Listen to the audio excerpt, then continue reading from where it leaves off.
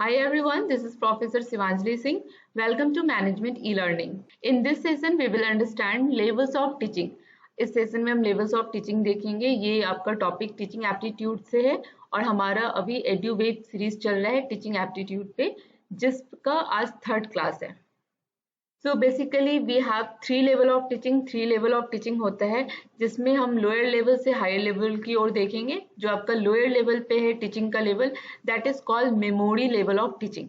ठीक है, इसको शॉर्ट फॉर्म में MLT भी कहते हैं. मेमोरी लेवल आप जब प्री स्कूल या प्राइमरी स्कूल बिलो 6 स्टैंडर्ड जो भी आपको स्कूल में एजुकेशन दिया जाता है, वो basically memory level of teaching पे बेस होता है, जहाँ पे आपको मेमोराइज करवाई जाती है चीज़ों को. ठीक है, जैसे ABCD सिखाना, 1 to 100 तक सिखाना, टेबल सिखाना, तो वहाँ पे हम लोग मेमोराइज करवाते हैं. रीडिंग करवाना, साउंड का ये साउंड, ये अल्फ़ाबेट का ये साउंड है. तो यहाँ पूरा बेस आपका मेमोरी लेवल ऑफ टीचिंग होता है, जहाँ पे आपको मेमोरी को मेमोराइज करवाना है. मतलब शार्ट मेमोरी होनी चाहिए, आप जल्दी से याद कर लो. रिकॉल करना, रिकॉग्नाइज करवाना. So this kind of teaching come under the memory level of teaching, या फिर आप प्राइमरी लेवल ऑफ टीचिंग भी बोल सकते हो उसको, जिसमें आपका ब्रेन कम यूज होता है. तो इसलिए हम लोग इसको थॉटलेस या लिस्ट थॉटफुल बोलते हैं. ठीक है, जब आप 12th में जाते हो, after 7th 8th 9th 10th और 11th 12th जो होता है, बेसिकली आपका 11th 12th जब होता है, जब आपको 12th के बाद कॉम्पिटिटिव एग्जाम देने होते हैं, तो वहाँ पे अंडरस्टैंडिंग लेवल ऑफ टीचिंग के अकॉर्डिंग आपको पढ़ाया जाता है. जहाँ पे आप जैसे फिजिक्स है, तो आप ठीक है आप मेमोराइज कर रहे हो, लेकिन आप अगर आप चीज़ों को समझोगे नहीं तो न्यूमेरिकल सॉल्व नहीं कर पाओगे. तो वहाँ पे अंडरस्टैंडिंग भी डेवलप करनी होती है. बेसिकली कोई भी कॉम्पिटेटिव एग्जाम होता है तो उसके लिए अंडरस्टैंडिंग लेवल ऑफ टीचिंग होती है. ठीक है, जैसे आप UGC नेट का एग्जाम दोगे या टीचिंग का कोई एग्जाम दोगे, तो मेमोराइज के साथ साथ मेमोराइज तो करना ही है, साथ में आपको अंडरस्टैंडिंग लेवल भी लेके आना है कि आप चीज़ों को समझ रहे हो और अपने समझ के अकॉर्डिंग आप उसको कर रहे हो. ठीक है, तो इसलिए इसमें थोड़ा ब्रेन यूज होता है, that's why it is thoughtful teaching. जब आप नेक्स्ट लेवल जो हायर लेवल पे है, that is the reflective level of teaching. जब वो साइंटिस्ट कुछ स्टडी करता है या रिसर्चर कुछ स्टडी करते हैं, तो that is the high level reflective level of teaching होता है, जिसमें बहुत ही ब्रेन यूज होता है. इसको मोस्ट थॉटफुल कहते हैं या अपर थॉटफुल टीचिंग कहते हैं, जहाँ पे आपको प्रॉब्लम या सिचुएशन दिया जाएगा and you have to find the situation according to your knowledge, according to your thinking ability, और आपकी सूझबूझ से उस सिचुएशन को सॉल्व करना. That is the reflective level of teaching. ठीक है, शॉर्ट फॉर्म आपका RLT है, रिफ्लेक्टिव का, अंडरस्टैंडिंग का ULT एंड मेमोरी लेवल का MLT. तो मेमोरी लेवल सबसे लोअर लेवल होता है, आप ऐसे याद रखना. प्राइमरी टीचिंग जो होती है वो मेमोरी लेवल बेस्ड टीचिंग होती है. सेकेंडरी टीचिंग या कॉम्पिटिटिव लेवल का कुछ भी एग्जाम होता है, वहाँ जब हम बच्चों को समझाते हैं तो हम फोकस करते हैं अंडरस्टैंडिंग लेवल ऑफ टीचिंग पे. और जब आप कॉलेज में आ जाते हो, आपको जॉब करना है या फिर आप रिसर्चर बनना चाहते हो या रिसर्च कर रहे हो या फिर आप साइंटिस्ट हो, that their reflective level of teaching आता है. ठीक है, नेक्स्ट. हाँ, चलो देखते हैं मेमोरी लेवल ऑफ टीचिंग के अंदर क्या क्या है. So this is the first level and known as a least thoughtful level. मैंने बताया था this is the first level of teaching, और यहाँ पे least thoughtful level है. ये ब्रेन ज़्यादा यूज नहीं करते हैं या थॉटलेस भी कह सकते हैं हम इसको, because they require the less cognitive ability. Cognitive ability पहले भी बताया है, जहाँ पे हम ब्रेन का यूज करते हैं, दैट इज कॉग्निटिव एबिलिटी. तो यहाँ पे हम जस्ट मेमोराइज करवा रहे हैं चीजों को, रिकॉग्नाइज करवाने की एबिलिटी सिखा रहे हैं. तो यहाँ पे लेस कॉग्निटिव एबिलिटी होता है, that's why it is less thoughtful and thoughtless level. और first level, in this teacher present the information and learner just do rote learning. So यहाँ पे टीचर आपको इन्फॉर्मेशन बताता है और जो लर्नर हैं, जो स्टूडेंट है, उनको बस लर्न कर लेना है, रट लेना है. ठीक है, rote learning without using their reasoning and understanding ability. In this level, yes, in this level learner learn the factual knowledge provided by the teacher. So यहाँ पे जो भी टीचर इंफॉर्मेशन देते हैं उसको जस्ट रोट कर लेना है, दैट मीन्स लर्न कर लेना है, रट लेना है. ज़्यादा कुछ समझना नहीं है, समझने की मतलब दिमाग नहीं लगाना है, बस याद कर लो और फिर आप उसको रिकॉग्नाइज कर सको. ठीक है, तो ये इसको फैक्चुअल नॉलेज बोलते हैं कि टीचर प्रोवाइड करता है. नेक्स्ट है आपका नेक्स्ट हम देखेंगे theory related to memory level. Herbert ने ये थ्योरी दिया था मेमोरी लेवल पे, प्राइमरी लेवल पे टीचिंग का। जर्मन एजुकेटर थे वो। Given the 5 step in the memory level. अब इन्होंने 5 स्टेप दिया है। सबसे पहले होता है प्रेजेंटेशन, मतलब जो भी टीचर के पास इंफॉर्मेशन या जो भी वो बच्चों को बताना चाहता है उसको वो प्रेजेंट करेगा। Sorry, preparation. First one is the preparation. पहले उसको वो प्रिपेयर करेगा, देन उसको वो प्रेजेंट करेगा, और प्रेजेंट करने के बाद वो बच्चों में ये एबिलिटी निकालेगा कि वो एसोसिएट कर सकते हैं, यानी म्यूचुअल रिलेशनशिप निकाल सकते हैं यानी। ठीक है। देन जनरलाइजेशन, वो खुद खुद से उस सिचुएशन को यूज, मतलब जनरलाइज करना, आइडिया जनरेट कर सकते हैं या नहीं। जैसे आप साउंड सिखा दिया बच्चों को, आप उसको वो वर्ड रीडिंग खुद से जनरेट साउंड मिक्स करके कर सकते हैं या नहीं। तो दैट, एंड देन एप्लीकेशन, उसका यूज करना। ठीक है, एप्लीकेशन दैट मीन्स यूज करना। तो प्रिपरेशन, प्रिपेयर करवाना, जैसे आप एग्जाम से पहले बच्चों को प्रिपेयर करवाते हो, सेम लाइक दैट। या फिर क्लास से पहले जब जो भी आप प्रिपेयर करते हो तो वो। तो questions are asked to test the previous knowledge. तो अब बच्चों को, जैसे कि आप एडमिशन लेते हैं, हम सपोज आपका, मेरे को किसी बच्चे को क्लास 1 में एडमिशन लेना है, तो क्लास 1 में एडमिशन लेने के लिए पहले हम उसका नॉलेज देखते हैं कि वो कैपेबल है या नहीं क्लास 1 में जाने के लिए। ठीक है, तो यहाँ पे वही लिखा है। देन प्रेजेंटेशन, फिर मान लो कि बच्चे को जो नॉलेज है उस नॉलेज पे आके, अगर मान लो उसको एबीसीडी नहीं आता है तो आप रीडिंग नहीं सिखा सकते हो, तो आपको एबीसीडी से सिखानी है। तो फिर आप पहले प्रिपरेशन करो, टेस्ट करो बच्चे का नॉलेज, फिर उसके अकॉर्डिंग प्रिपेयर करो, फिर प्रेजेंटेशन दो, प्रेजेंट करो बच्चों में। And then association, mutual relationship is establish among the fact. अब एसोसिएट करवाओ, जो भी आप पढ़ा रहे हो, जो भी फैक्ट बता रहे हो, इंफॉर्मेशन बता रहे हो, इसमें वो एक रिकॉग्नाइज कर सकें, या फिर एक फैक्ट, मतलब एक कैसे एसोसिएट है, एक दूसरे से कैसे मिक्स है, वो पता कर सकें। ठीक है, तो थोड़ी अंडरस्टैंडिंग तो यहाँ भी यूज होती है। देन जनरलाइजेशन, अगेन कि वो उसको जनरेट कर सके, जनरलाइज कर सके। एंड देन एप्लीकेशन, उसका यूजेस, कि वो बच्चे कैसे उसको यूज करते हैं। ठीक है, तो आप सिंपल एग्जांपल से समझ लो। जैसे रीडिंग सिखाना है किसी भी बच्चों को, तो पहले आपको फोनिक्स अच्छे से समझाना होगा बच्चों को, साउंड बताना होगा अच्छे से, देन साउंड को कैसे बाइंड करते हैं, कैसे मिक्स करते हैं, और एक वर्ड का साउंड कैसे निकालते हैं, वो बताना होगा।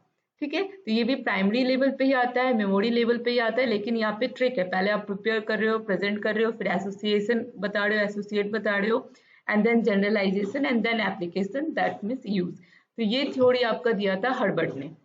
ठीक है, नेक्स्ट है आपका understanding level of teaching. In understanding level of teaching, the teacher is stressed to make the understanding to the pupil, the generalization and principles and fact. यहाँ पे हम बच्चों पे, that pupil means student, यहाँ पे हम बच्चों को क्या सिखाते हैं, उनको ज्यादा यहाँ पे फोकस कर रहे हैं हम जनरलाइजेशन पे, प्रिंसिपल, फैक्ट पे। ठीक है, तो यहाँ पे हम क्या यहाँ देखेंगे स्टेप क्या है। मॉरिसन ने ये थ्योरी दिया था, theory related to understanding level of teaching, जिसमें उन्होंने 5 स्टेप बताए हैं।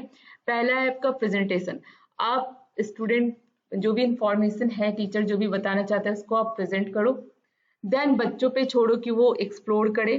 ठीक है, और फिर एसिमिलेशन, दैट मीन्स चीजों को जोड़ना, वो खुद ही चीजों को जोड़े एक्सप्लोर करके, खुद सेल्फ एक्सप्लोरेशन, एंड देन चीजों को समझ के जोड़ना, रिलेट करना, जैसे कंपैरिजन हो गया।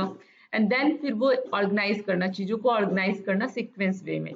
एंड देन रिसाइटेशन, फिर वो अपने वे से रिसाइट करके, अपने तरीके से याद करके उसको प्रेजेंट करना या फिर लिखना।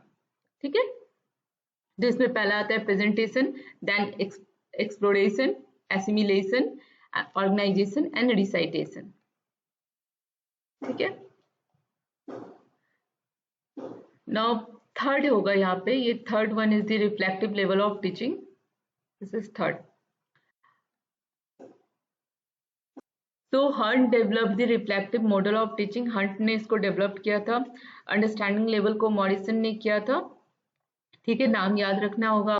और मेमोरी लेवल को हर्बर्ट ने किया था। ठीक है, तो Hunt develop the reflective model of teaching. यहाँ पे हम फोकस करते हैं to develop the problem solving ability में। ठीक है, कि वो कैसे आपको प्रॉब्लमेटिक किसी प्रॉब्लम वाली सिचुएशन में डाल देगा, और फिर आप कैसे उसको सॉल्व करते हो। Okay, so critical and constructive, independent and original thinking, यहाँ पे ब्रेन का बहुत ही यूज होता है। Font has divided the reflective level of teaching into the further 5 steps, and these are creating a problematic situation, formulation of hypothesis, verify the hypothesis, collection of data and testing of hypothesis। जो आप research करते हैं, जैसे पहले हम एक problem जिस पे रिसर्च करना है, जिस प्रॉब्लम को सॉल्व करने के लिए करना है, वो प्रॉब्लम देखेंगे, देन उस पे बेस हम हाइपोथेसिस बनाएंगे, उस हाइपोथेसिस को वेरीफाई करेंगे। तो आप कैसे जो भी हाइपोथेसिस किए हो उसको कैसे वेरीफाई करोगे, आपको डेटा कलेक्ट करना होगा, प्राइमरी और सेकेंडरी आप देखोगे एंड देन आप उसको टेस्ट करोगे। तो ये आप रिसर्च में करोगे, जब आप रिसर्च पेपर लिखोगे तो ये करना होता है हमें। ओके, तो that is called, it is reflective level of teaching.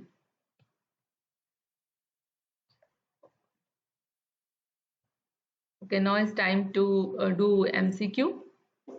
So the main purpose of new education policy is option A, to provide equal opportunity of education to all, B, to improve the whole education system, C, to link the education with employment, and D is none of above।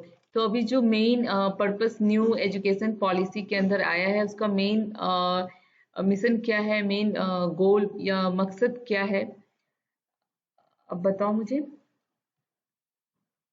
You can read this. This is the hint. The new education policy was introduced by Union government in 2020 by replacing the previous national policy on education 1986. The main purpose of new education policy is to improve the whole education system by 2040. So this whole sentence is very important. 2040 के पहले जो education का main मकसद है कि पूरे whole education system को improve करने का।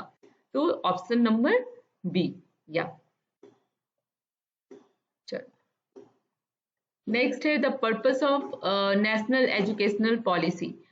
अब ये नेशनल एजुकेशन पॉलिसी का क्या पर्पस है, तो इसमें आंसर ऑलरेडी यहाँ पे मैंने मेंशन कर दिया है। ऑप्शन देख लीजिए फिर भी। Yes, universalization of primary education, vocationalization of education, to review the education system, D is to give the equal opportunity of education to all।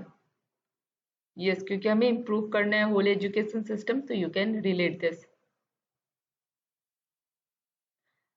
Yes, ये आपकी मेमोरी लेवल से है related. The rate of learning decline at the rate about 1% a year after the age। मतलब अब learning memorise करने की चीजें 1% decline हो जाती है आफ्टर सर्टेन एज। तो ये आपका 35 इज करेक्ट आंसर। इसलिए मोस्टली सारे competitive exam, I think mostly सारे कॉम्पिटिटिव एग्जाम के जो डेडलाइन या एज लिमिट होते हैं वो 35 होते हैं।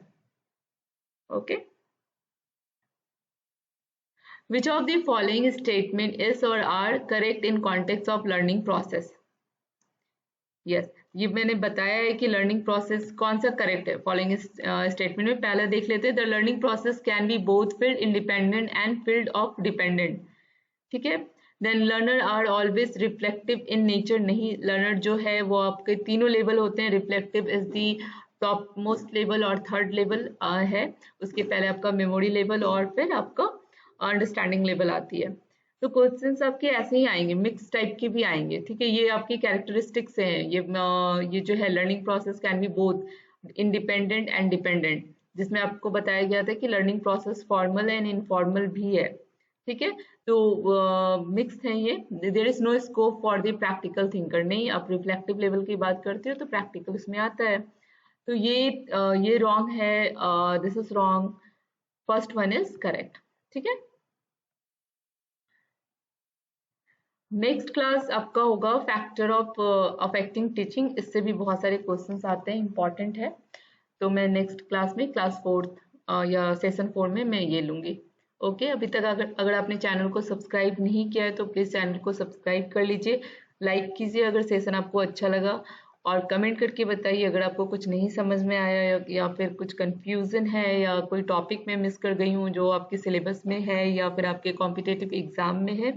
मैं बेसिकली ये लेटेस्ट सिलेबस आपका यूजीसी नेट टीचिंग एप्टीट्यूड के सिलेबस के अकॉर्डिंग में इसको पढ़ा रही हूँ। ओके, और जो ये सारे क्वेश्चंस मैं सॉल्व करवा रही हूँ वो ऑलरेडी पूछे हुए क्वेश्चंस हैं। Thank you so much.